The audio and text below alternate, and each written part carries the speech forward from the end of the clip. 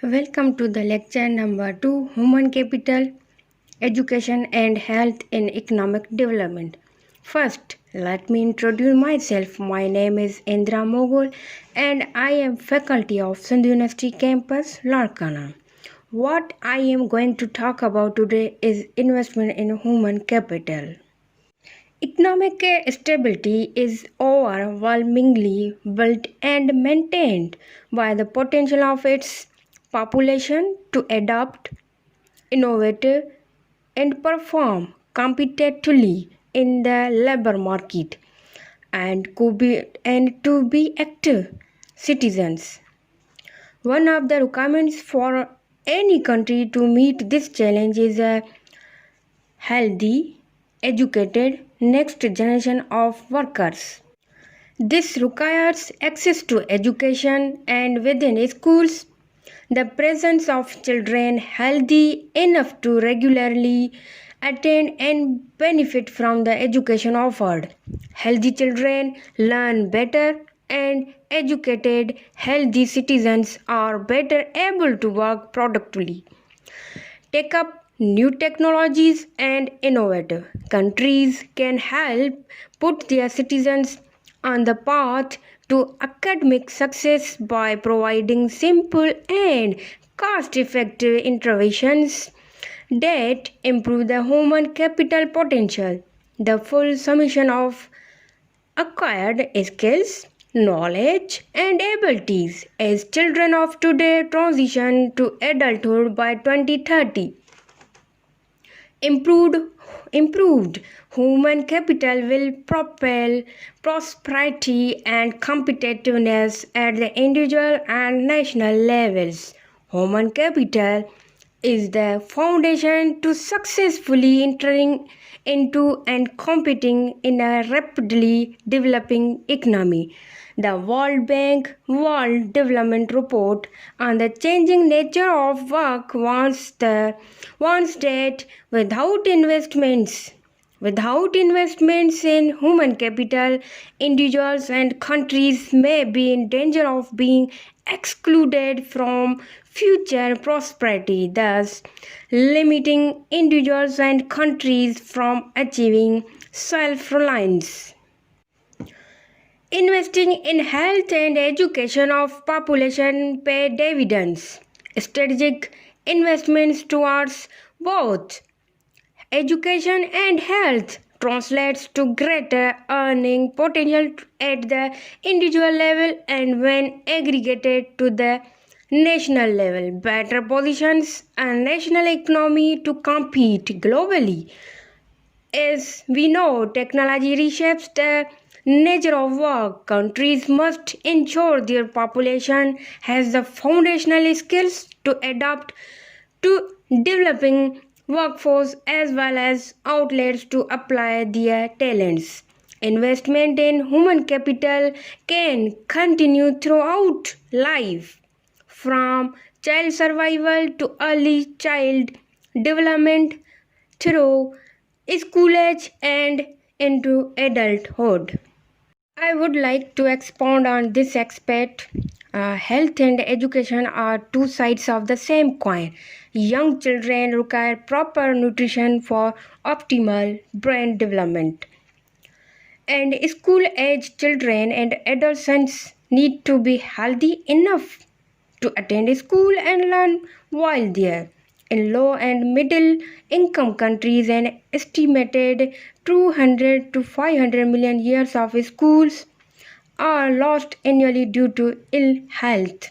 Health investments have notable impacts on education outcomes. Investing in health and education throughout the life course can lead to gains in attainment that can reach beyond the individual to positively affect those immediately around them as well, having intergenerational impacts.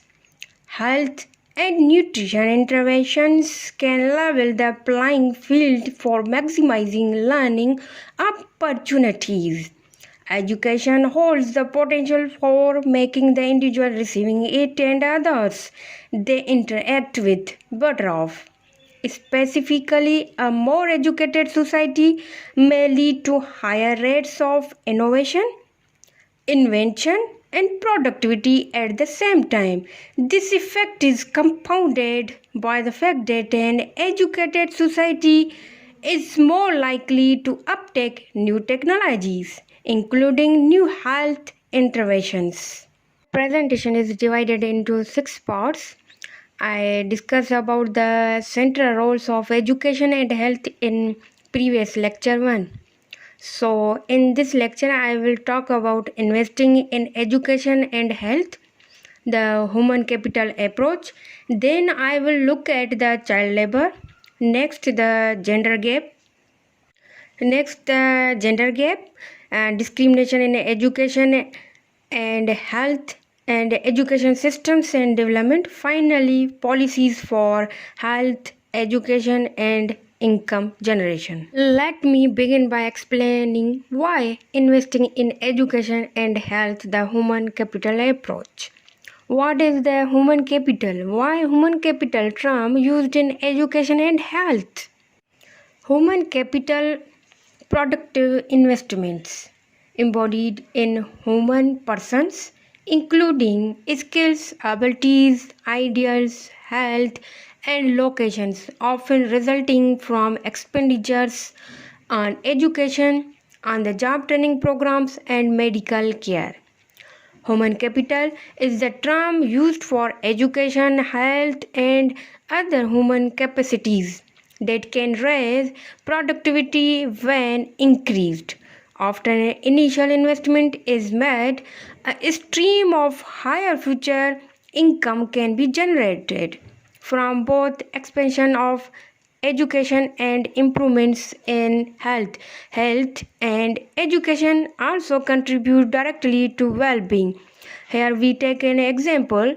Education increases empowerment and autonomy in major matters in life, such as capacity of civic engagement, making decisions concerning one's own health care, and freedom to choose one's own spouse over an arranged marriage. The human capital approach focuses on the indirect ability to increase well-being by increasing incomes. The impact of human capital investments in developing countries can be quite significant. The figure shows the age earning profiles by levels of education in Venezuela.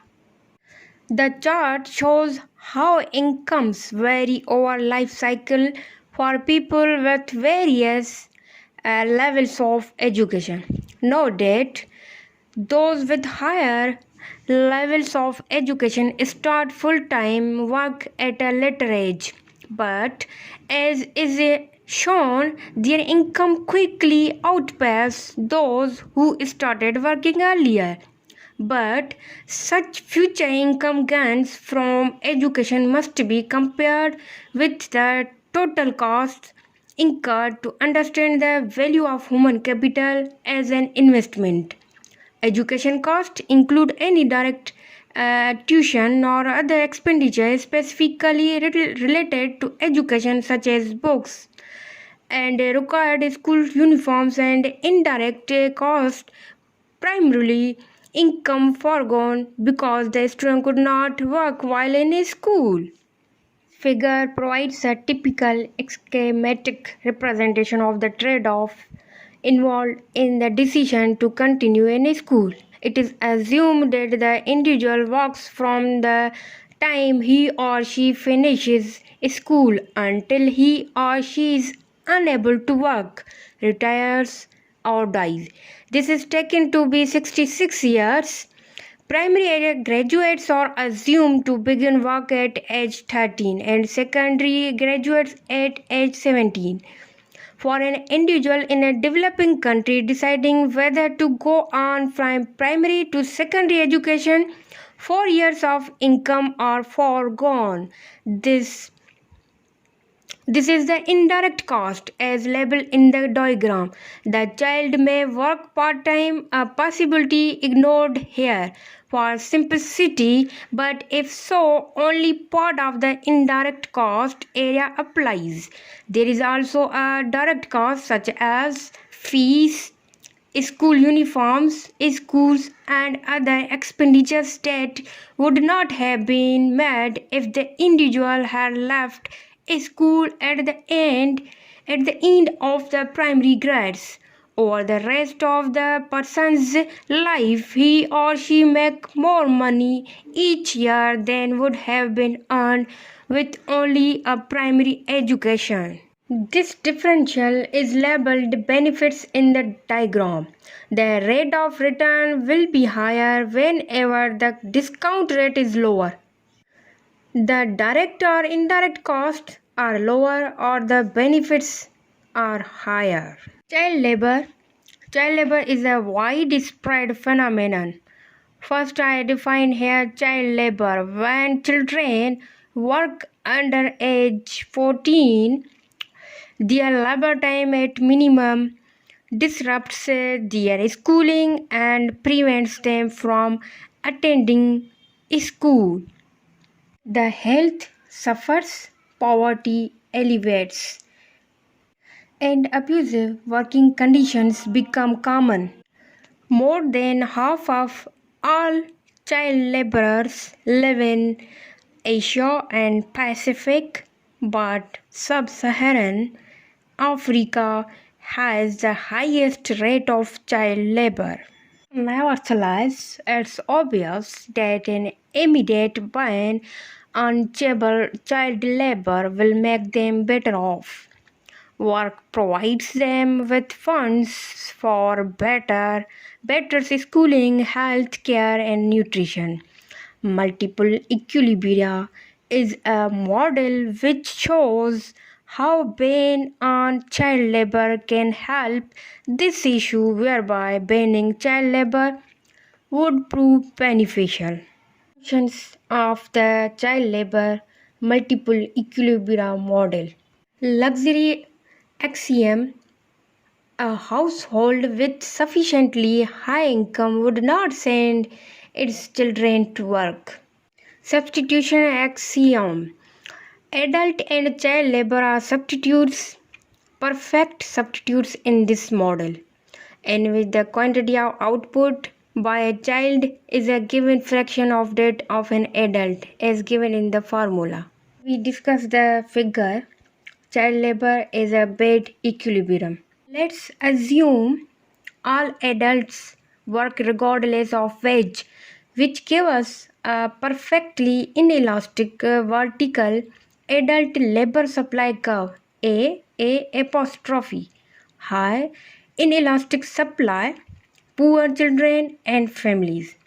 If adult wages fall to WH, families find they are poor enough to send their children to work.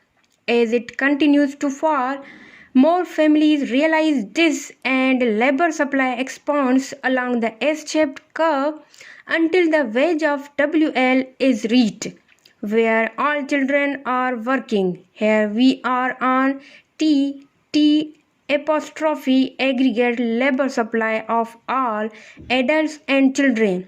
As long as wage is above WH, the supply curve is along A apostrophe.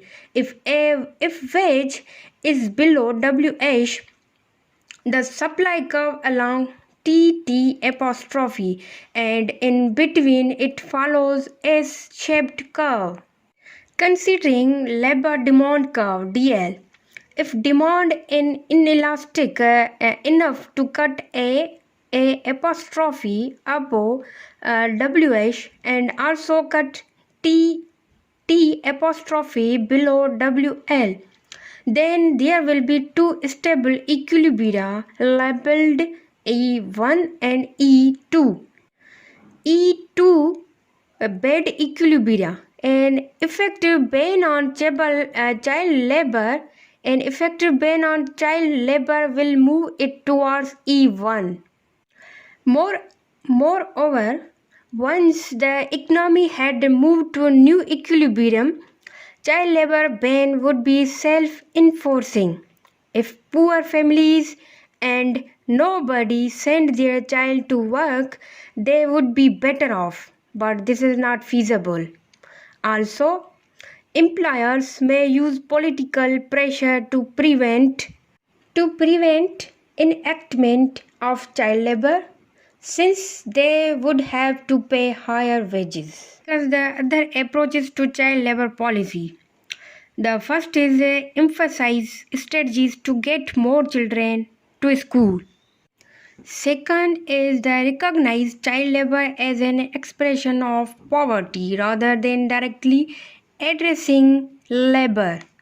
Now look at the other point is the stressing palliative measures as preventing abuse and to provide support services for working children. And finally, the banning child labor in its most abusive forms. Gap, discrimination in education and health. Young females receive considerably less education than young males in almost every developing country. Women enrollment in primary education and secondary education is lower than that of men, at least by 10 percent points. This educational gender gap greatest in the poorest countries and regionally in Middle East and North Africa.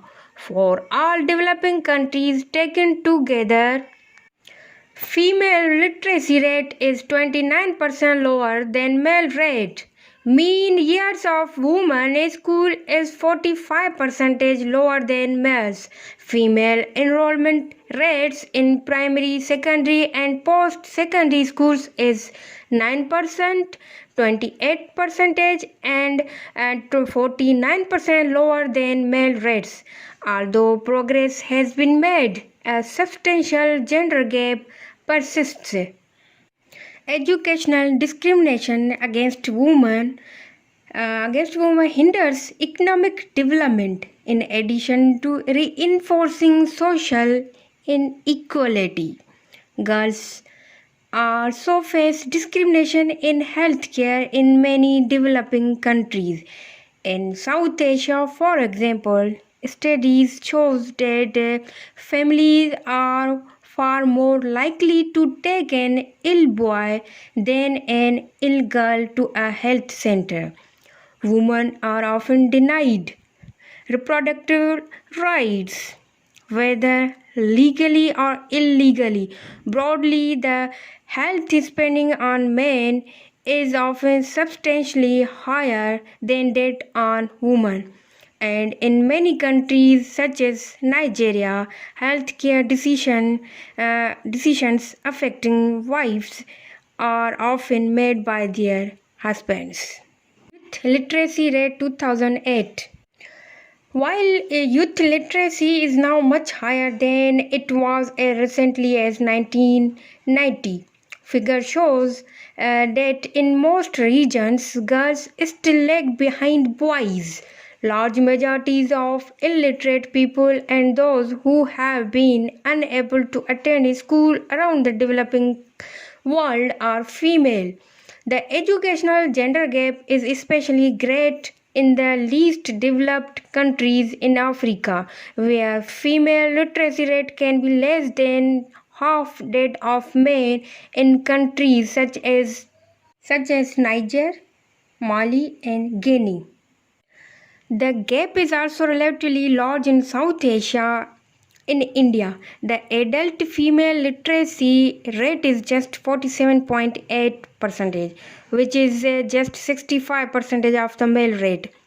The female youth literacy rate is 67.7, 80% of the male youth literacy rate. In Pakistan, the adult female literacy rate is just 36 percentage, only 57 percentage of the male rate. In this case, the female youth literacy rate is 54.7 percentage, some 72 percentage of the male rate. While globally 123 million youth aged 15 to 24 lack basic reading and writing skills. 61% of them are young women. Gender gap discrimination in education and health is continued. Now the discuss the closing the educational gender gap is important because the social rate of return on women's education is higher than that of men in developing countries. Increases Number second point increases their productivity and results in greater labor force participation, lower fertility, later marriage, greatly improved child health and nutrition. The next point is multiplier effects on quality of nation's human resources for many generations to come. And finally, the significant improvement in their roles and status via education can have an important impact on breaking the vicious cycle of poverty and inadequate schooling. Gap, discrimination in education and health. We discuss more on these 4 points. First point is developing world constantly shows that expansion of basic education of girls earns among the very highest rates of return of any investment, much higher, for example, than most public infrastructure projects. One estimate is that the global cost of failing to educate girls is about $92 billion a year. This is one reason why discrimination against girls in education is not just inequitable but also very costly from the standpoint of achieving development goals. Education of girls has also been shown to be one of the most cost-effective means of improving local health standards. Studies by the United Nations, the World Bank, and other agencies have concluded that the social benefits alone of increased education of girls is more than sufficient to cover its costs, even before considering the added earning power this education would bring. However, evidence from Pakistan, Bangladesh, and other countries shows that we cannot assume that education of girls will increase automatically with increase in family income. Inferior education and healthcare access for girls shows the interlinked nature of economic incentives and the cultural setting. That is the second point. In many parts of Asia, a boy provides future economic benefits such as support of parents in their old age, possible receipt of dowry upon marriage, and often continues to work on the farm into adulthood. A girl, in contrast, may require a dowry upon marriage, often at a young age, and will then move to the village of her husband's family, becoming responsible for the welfare of her husband's parents rather than her own. A girl from a poor rural family in South Asia will in many cases perceive no suitable alternatives in life than serving a husband and his family. Indeed, a more educated girl may be considered less marriageable. For the parents, treatment of disease may be expensive and may require several days lost from work to go into town for medical attention. Empirical studies demonstrate what we might guess from these previous incentives. Often more efforts are made to save the life of a son than a daughter, and girls generally receive less schooling than boys. Next point is the bias towards boys helps explaining the missing woman mystery. In Asia, there are few females as a share of population than would be predicted by demographic norms. And these ratios shows that even though women have higher life expectancy than men, there are more men than women. Greater mother's education, however, generally improves prospects for both her sons and daughters' health and education. Evidence shows that increase in family income do not automatically result in improved health or education attainment. If higher income can't be expected to necessarily lead to higher health and education, as we will see in subsequent sections. No guarantees that higher health or education will lead to higher productivities and income. Education systems and development. First, we look at the first point: political economy of education supply and demand. The amount of schooling received by an individual, although affected by many non-market factors, can be regarded as largely determined by demand and supply, like any other commodity or services. On the demand side, the two principal influences on the amount of schooling desired are: number one is a more educated student's prospects of earning considerably more income through future modern sector employment, the family's private benefits of education. And number second point is the educational cost, both direct or indirect, that a student or family must bear.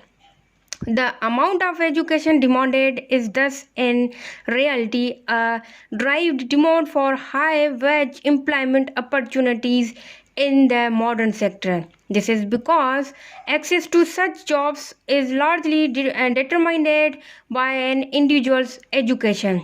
On the supply side, the quantity of school places at the primary, secondary, and university levels is determined largely by political processes, often unrelated to economic criteria. Given mounting political pressure throughout the developing world for great numbers of school places at higher levels, we can for convenience assume that the public supply of these places is fixed by the level of government educational expenditures. These are in turn influenced by the level of aggregate private demand for education. Amount of schooling demanded to qualify an individual for modern sector jobs is determined by following factors: wage or income differential, probability of success in finding modern employment. Number third is direct private cost and indirect opportunity cost of education. The second point is the social versus private benefits and cost. Typically, in a developing countries, the social cost of education, the opportunity cost to society as a whole, resulting from the need to finance costly education expansion at higher levels when these limited funds might be more productively used in other sectors of the economy, increases rapidly as students climb the educational ladder. The private cost of education, those borne by students themselves, increase more slowly or may even decline. This widening this widening gap between social and private cost provide an even greater stimulus to the demand for higher education than it does for education at lower cost, at lower levels. But educational opportunity can be accommodated to these distorted demands only at full social cost. Social benefits of education. Benefits of the schooling of individuals, including those that occur to others or even to the entire society, such as the benefits of more literate workforce and citizens. Educational certification, the phenomenon by which jobs require specified levels of education, and the basic education is the attainment of literacy, arithmetic competency, and elementary vocational skills. Is for health, education, and income generation. In the coming years, the clear evidence that health and education are joint investments may offer scope for a more integrated policy approach. One of the most effective investments we can make in education quality is to improve child health. Similarly, one of the most effective investments we could make in health programs in developing countries now explicitly integrate incentives for the development of human capital among low-income families. The first one is the Progresra, is a Mexican program on education, health, and nutrition. It has one of the central features the promotion of an integrated package to promote human capital. It provides cash transfers, growth monitoring, nutritional supplements, and participation in meetings where health knowledge is disseminated. The international NGO Project Hope was constrained in providing sustained improvements in health and education due to poverty. The next is the village health banks are created to provide credit and business skills to low income women, access to health care and knowledge. The next point is the expanded program on immunization controls diarrheal diseases, acute respiration infections, and breastfeeding, and so on. The health and education components are intended to improve the benefits of increased income and to reinforce behaviors. Health banks have been implemented in many areas of Mexico. Included my whole presentation here that health and education play pivotal roles in economic development as both inputs into production enabling higher incomes and outputs directly affecting human well-being. Many health and education problems plague developing countries, ranging from child labor to heavy disease burdens. Education and health will not always automatically improve with higher incomes, and market failures mean that too few investments in education and health will be made from the social point of view. Moreover, the wrong kinds of government policies have sometimes led to distortions in the educational system that have reinforced inequality, and inequities in health systems are common. Thus, government plays an essential role in health and education, and in most developing countries, considerable improvements in policy are needed.